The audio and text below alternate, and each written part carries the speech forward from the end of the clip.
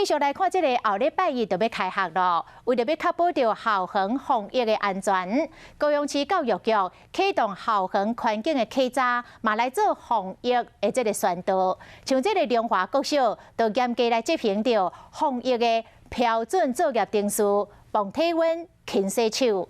另外，这2天高雄上大雨，高雄有10间的国中甲国小校园受灾害，教育局嘛投入着资源，协助着学校管理开学进程，修复好势。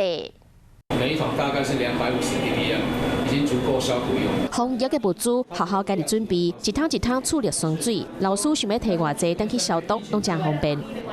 是每一次班级结束要换班的时候，就请学生自己喷洒桌椅，然后再进行消毒。要开学啊，为着让校园的防疫无问题，高雄足侪学校拢真认真来进行防疫的工作。入去校门了后，先过第一关红外线很上仪，过来入去教室。从上往下，对，擦干净。先把家己的桌啊、椅啊拢消毒一下，袂当因为热热就把防疫的工作扫回去。在捷运站或者是在这里要戴口罩，勤洗手。怎么洗手？内外夹攻大力丸。那个管路严重堵塞的，那个想办法给它打通了。国小的教室外口有积水，电梯嘛因为涉水停电。这2天高雄落大雨，10间学校受损了20多万。